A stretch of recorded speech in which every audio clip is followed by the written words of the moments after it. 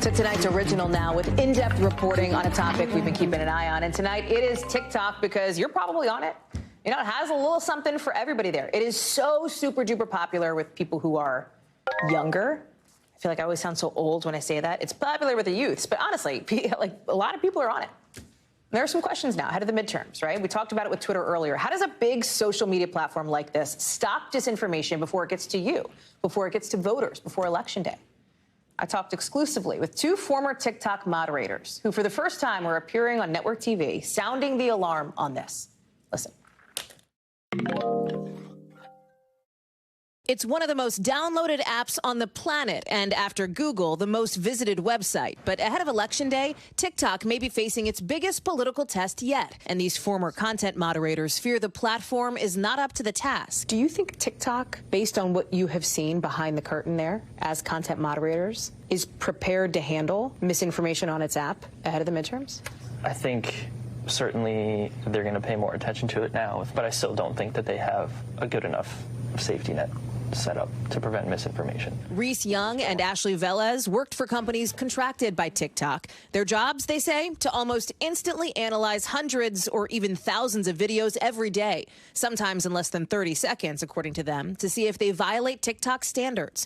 That includes political misinformation, like whether content was manipulated or full of conspiracy theories or hate speech. Was it immediately obvious to you when something was political misinformation? Did you feel comfortable making those determinations in the 12 seconds you had to look at that video? No, there was no way anybody, I feel, could feel comfortable watching a video at a 1.5 times speed for 12 seconds and being told that you have to make all these correct decisions or you're doing your job wrong. Did you really feel up to that? I went to school for music, so no. That should tell you all you need to know.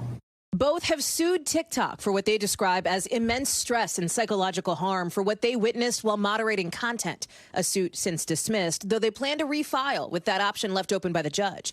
They describe in the lawsuit a nightmare, claiming they were forced to watch not just political conspiracies, but videos containing bestiality, necrophilia, a child execution, alleging they did not have enough training or support, and now sounding the alarm. The rate at which misinformation spreads is crazy. Votes are going to be decided based on what is pushed to people's For You feeds.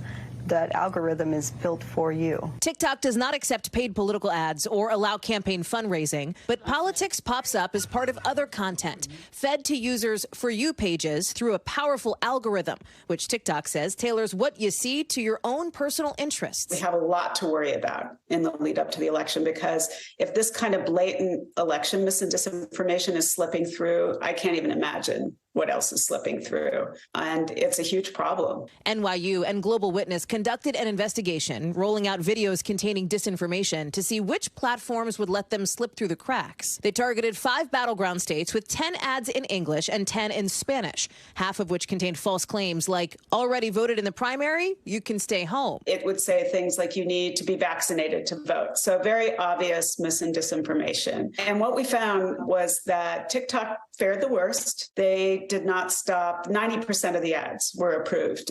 TikTok, in response, says in part, we value feedback from NGOs, academics, and other experts, which helps us continually strengthen our processes and policies.